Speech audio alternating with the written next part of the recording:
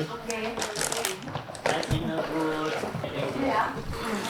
You digesting and composting? Jangan lupa mic. Sudah makan dulu sama terbaik saya.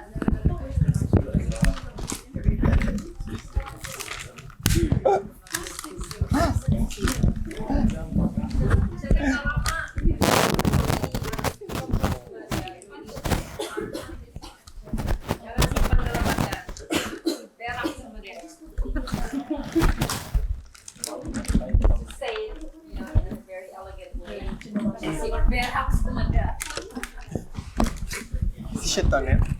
Shit on it. Shit it out. Shit it out. Shit the hell out of it.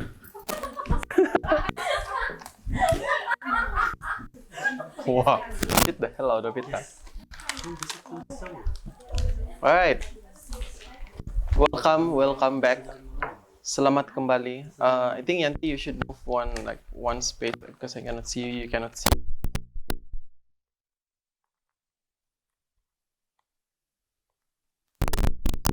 Move a bit. I know this thing is here.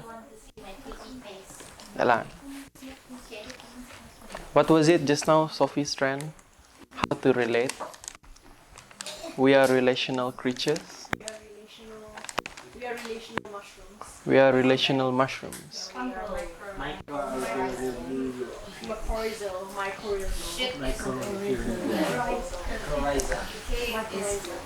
Mycorrhizal. You want to make babies in the ecosphere. Oh no. Yay.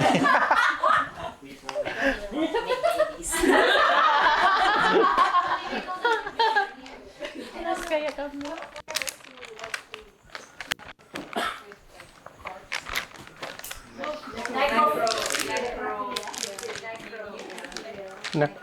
Necrotics. Narcotics. You guys are going into scientifics. Alright, so welcome back.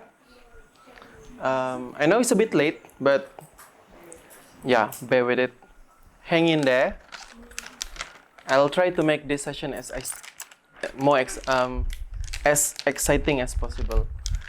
So it will. Just now we were many here thinking, feeling, and then this next session will be embodying stories.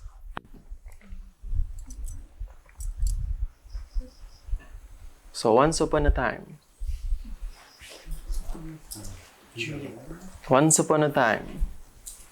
there was a story told. Through sandy earth, forged by fire, brought by the wind, quenched by rain.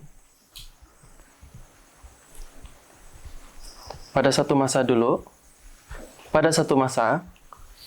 ada cerita yang diceritakan di tanah yang berpasir,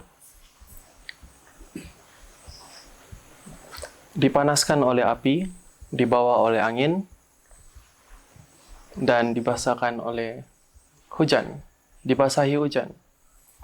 What is that?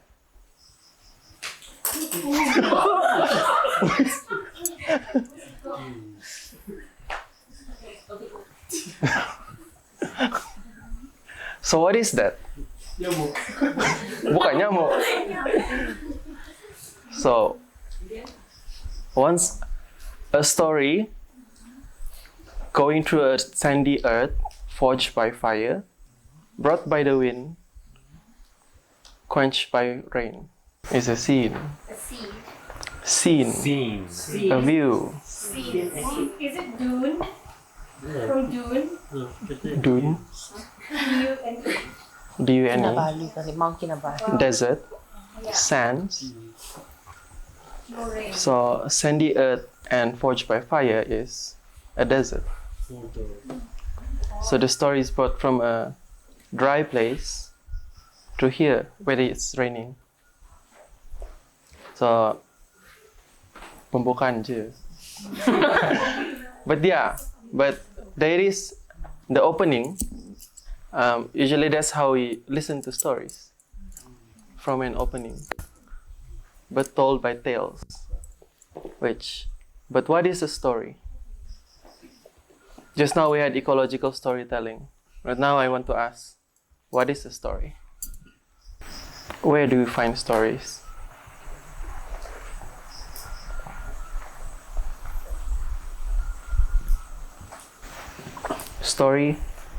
Storybooks, comics, manhwa, movies,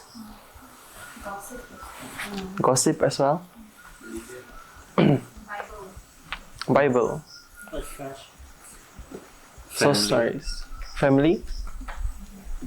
So stories, they have one essence.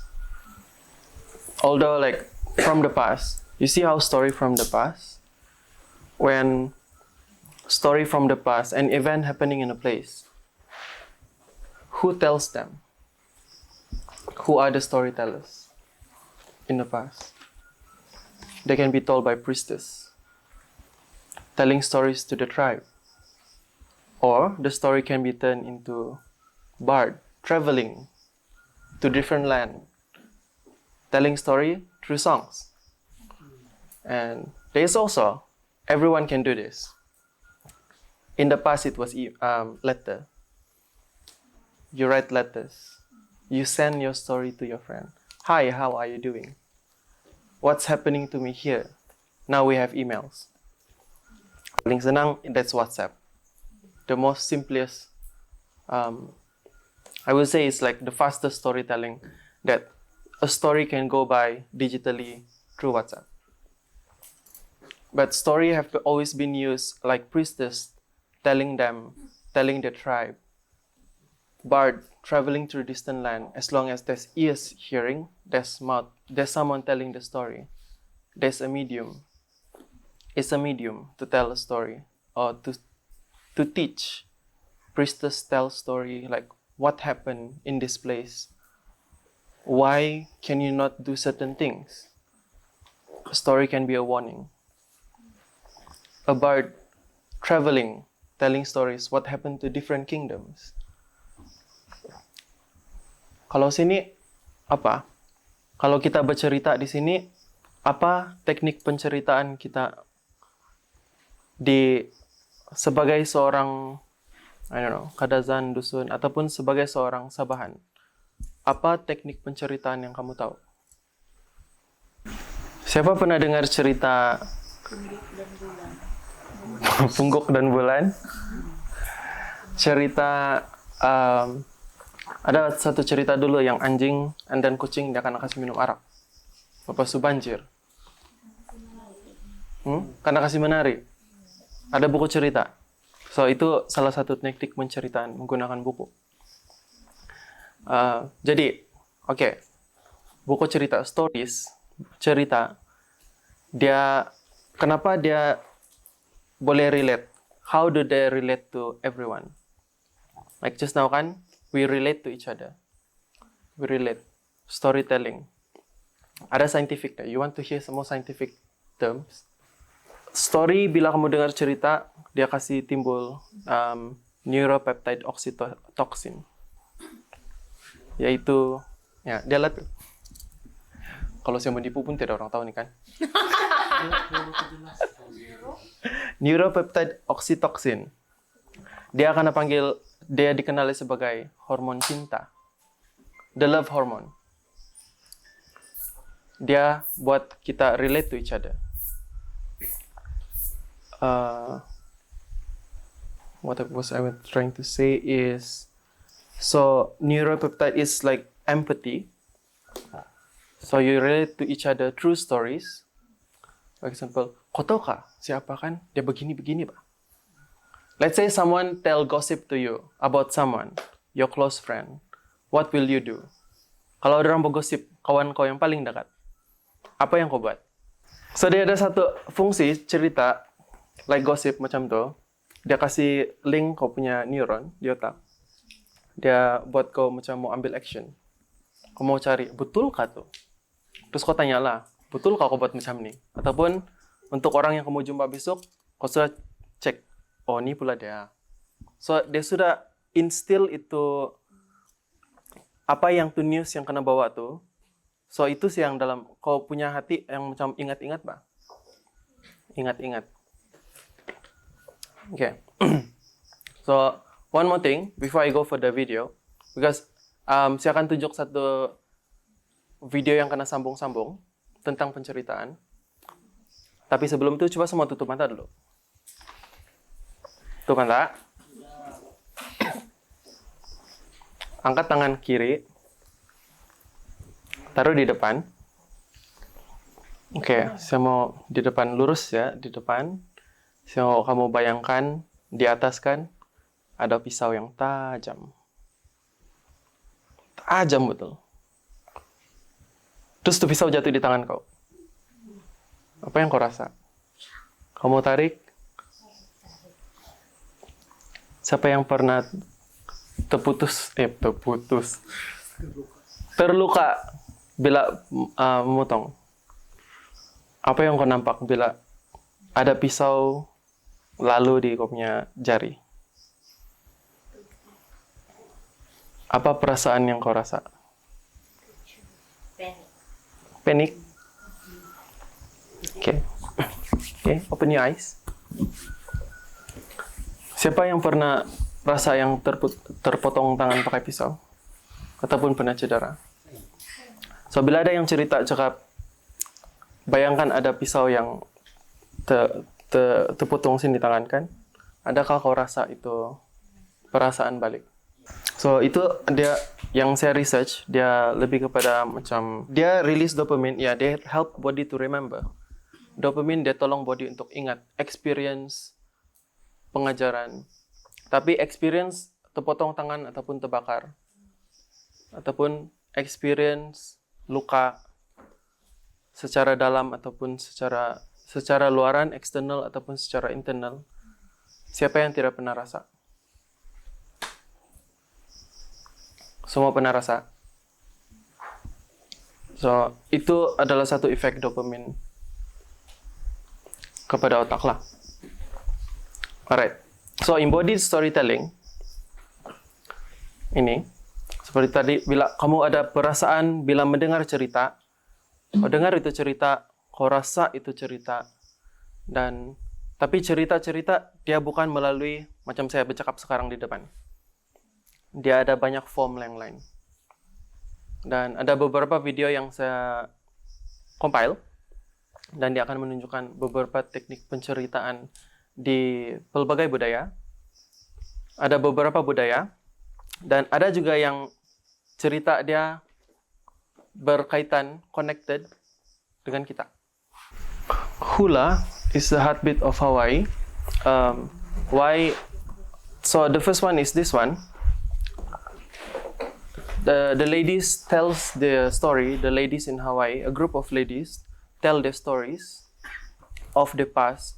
There were times that hula is not allowed, but they tell the stories through their dances.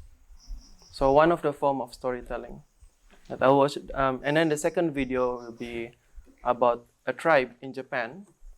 2019 baru dorang kena officiate sebagai indigenous culture di Japan. They call the Ainu people. Dan itu video kedua, ada cerita dorang sini. Untuk yang Malay speaker, nanti kamu dekat-dekat saya kasih explain dalam Melayu lah, live. And ketiga adalah satu alat musik Ainu, tapi ada banyak alat musik yang sama di sekitar Southeast Asia, atau di Asia. Saya rasa kamu pun akan relate, nanti kamu dengar, tapi dia techno sedikit. Style dia main techno. Ketiga, dia berkaitan dengan innate, one of our storytelling method di Sabah. And then the last one is by Martin Shaw. It's a story about a story.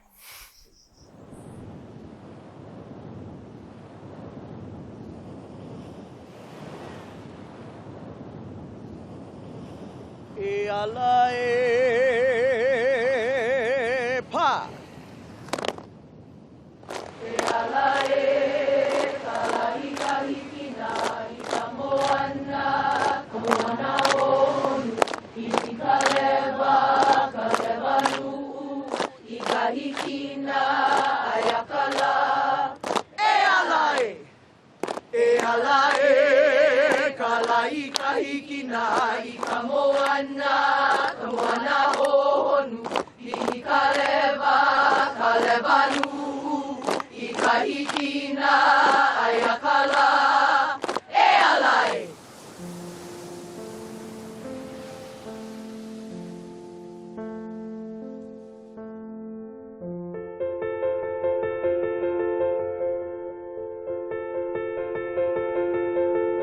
In Hawaii, we have a term, kuleana, which means responsibility. To be a kumuhula, that's a huge kuleana.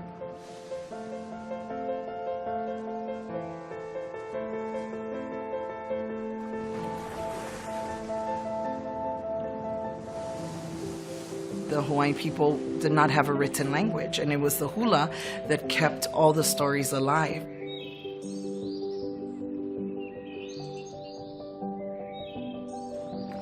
And I take that responsibility of perpetuating the hula very, very serious.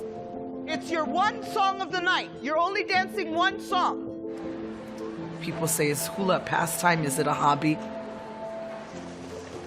The hula is our bridge to the past, the foundation of our Hawaiian people.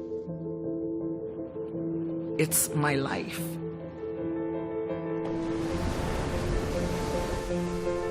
"60 women have to tell the same story.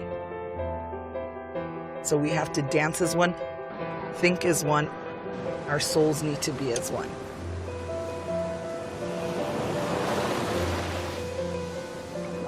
There's a time in our history when hula was forbidden.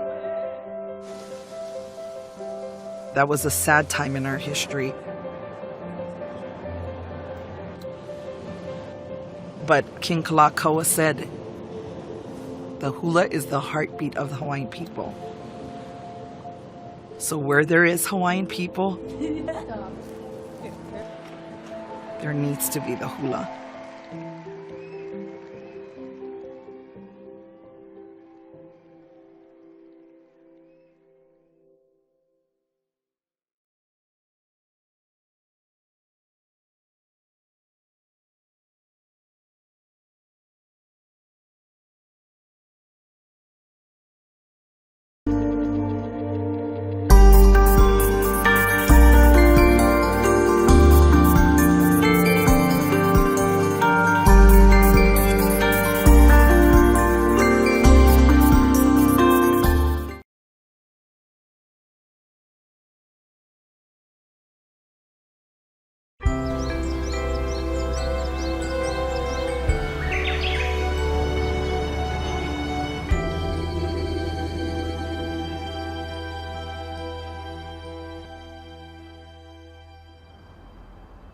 We are flying towards Asahikawa, above Japan's northernmost main island, Hokkaido.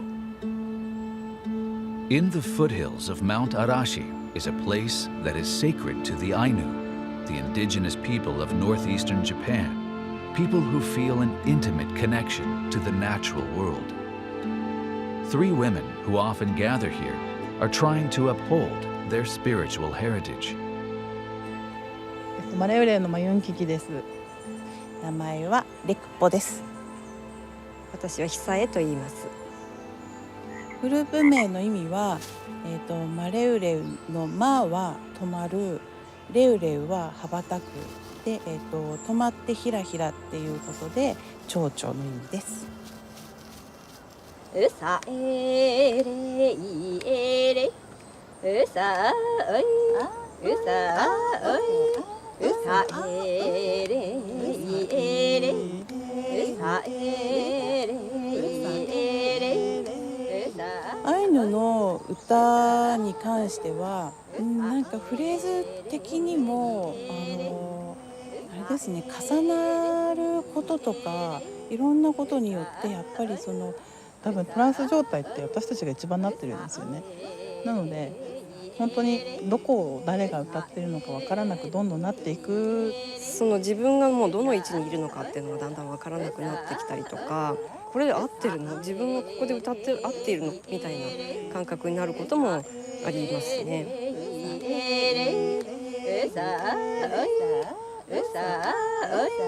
う自然の音を表現していくということも昔はあったようで、その自然の音イコール神の声と考えていた。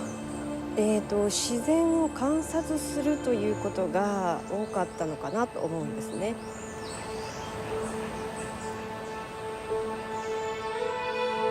例えば植物の神様だとかのお話がかなり多いので、そういう物語を聞いたり自分で話したりすると、やっぱり世界観が日本の世界観とは違う世界観なんだなっていうのは感じます。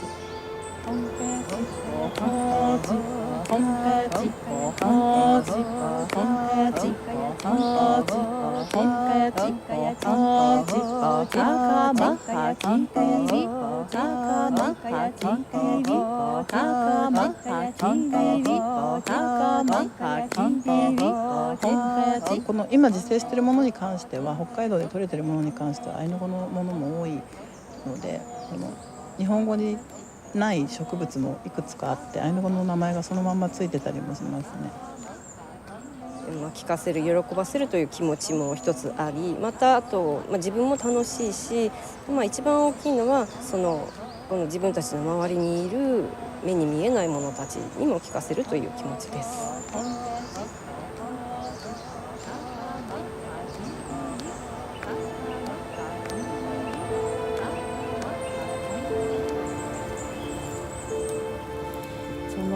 火っていうのはやっぱり生活には必ず必要なものなので、もうアイヌにとっても必ず煮炊きをするにでも暖を取るにでも、やっぱり火っていうのはもう一番大切な神様。お祈りする時も必ず火を焚いて、その火の神様にお祈りを捧げたりとか、すごく大事な神様の一つです。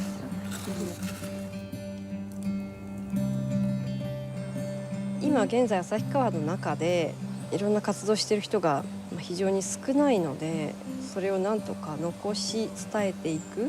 でいつかもっとアイヌの中でも盛り上がっていくとかっていうことが起こること、そのために一つでも多くのことを覚えておくこと、そういう話を少しずつ始めてます。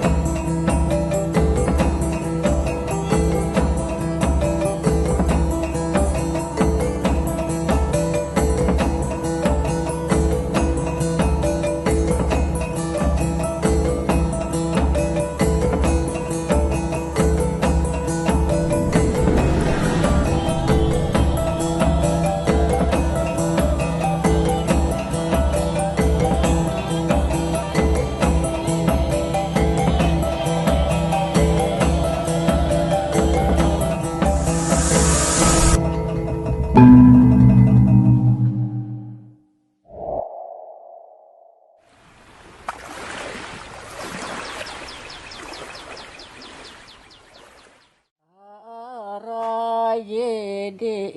malahing paiyan ako mongkungan alaso takadan dalumi pantai pagkiyap-kiyap tako panguyabahing pabaay dagarong danam patadan dalapay tinang kihingan ate no mo ari jimbukan da mga yatad da paha da may tunoy da ginting ari sun ang da tambalay liwat wong.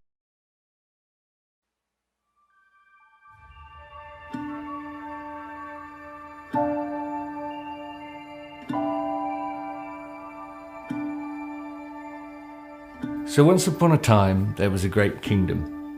And in the center of the kingdom, there was a king and there was a queen. And the good news about these people is they were sweet and generous and kind.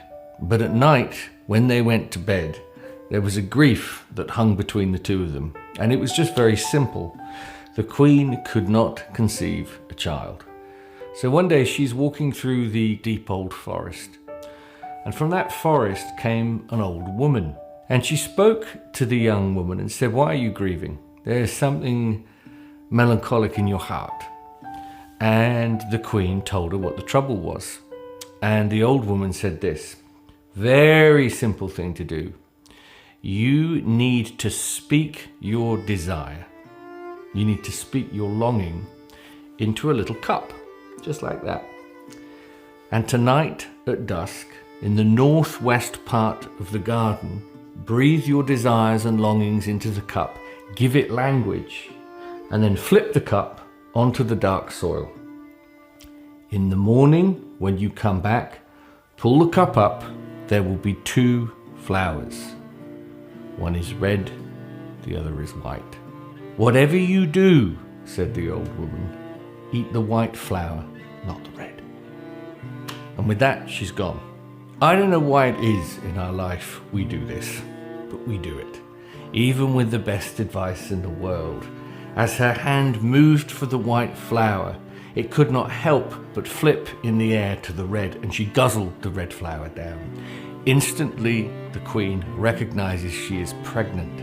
There is some spark of light in the lonely croft of her hips, and a baby is on the way.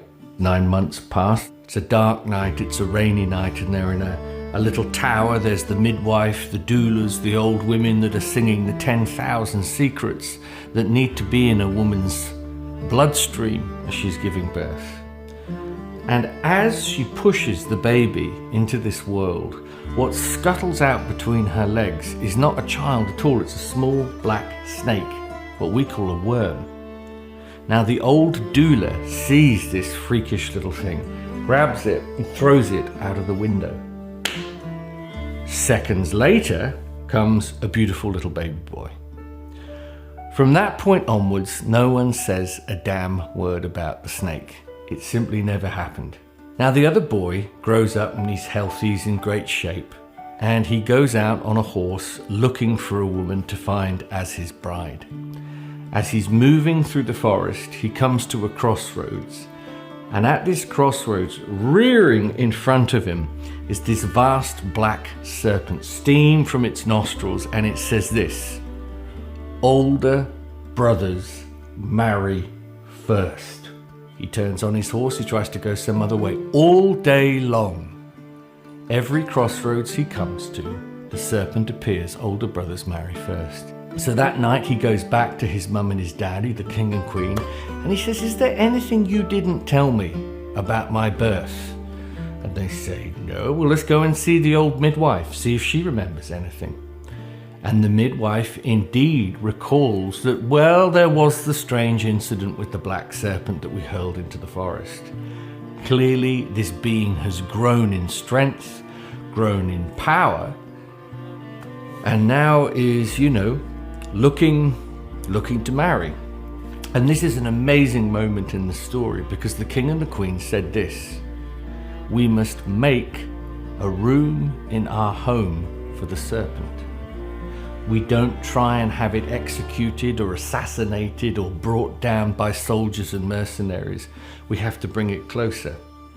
And the king and the queen sent the most beautiful of minstrels and musicians and poets to actually court the snake into the castle, and they send out word all over the kingdom that indeed there is a prince looking for a bride. Now, for a while, many women come to marry the prince, not really knowing who he actually is. One by one, they're eaten. One by one, every morning there's nothing but bones on the floor. So after a while, the castle gets a reputation. They call it the place you go into and never come out. So the king and queen are surprised when word comes from the edge of the kingdom that there is one woman still prepared to marry this beast. But she says this: I want 1 year and 1 day to prepare. And they say, well, of course, whatever you want. Now you should know that this young woman was the daughter of a shepherd, and she was very friendly with the forest. The forest would speak to her. So after she'd said she was going to do this, she was wandering the forest saying, I'm marrying a serpent. I don't quite know what was possessing me to say this. What do I do? She was sitting, as she said this, by the roots of an old oak tree. From out of the center of the oak tree comes an old woman with a bobbing head and says this: you must prepare 12 wedding shirts. They're like night dresses, one after the other, and each of them you are to sew beautiful designs around the area of the heart where your heart will be. Then, on the night of your wedding, wear each of the dresses to bed. Also, bring into the chamber 1 great bath of milk and 1 great bath of lye. Also 2 great metal scrubbing brushes. That is the advice I give. And with that, the old woman disappeared back into the tree and is gone. The year and a day pass. She marries the serpent. Even as the serpent wraps its tail around her, rather than panicking like the other brides, she just looks over and says, yeah, that's my husband. They get into the chamber and he says, take off your dress. And she says, I'll take off 1 of my dresses if you take off 1 of your sets of scales. And he says, no one ever asked me to do that before. And he does it. And man, it's a painful thing. Much screaming. He says, take off 1 of your dresses. I will if you take off 1 of your layers. You can imagine the furore. Hour after hour, layer after layer after layer, the serpent takes off his scales until finally underneath him, it's a little like a worm. It's this kind of glowing mass. There's a freaking mess. And it is then she gets out the scrubbing brushes. It is then she puts it in the lye, the water of ashes, and she starts to scrub on the flesh of this being. And if you thought he shrieked before, this was a whole other thing. Another hour she works on him until underneath that is indeed a man with a face that looks like he was sent into exile 17 years ago. A man filled with ordinary beauty. And it's then she carries his body into the bath of milk, and gradually she washes him clean. In the morning, the king and queen turn up, and of course they're expecting the scene to be exactly like all the others. The bones everywhere and him saying older brothers marry first. They open the door to his chamber, and what they see is a young man and a young woman in, as the Irish say, radiant contentment.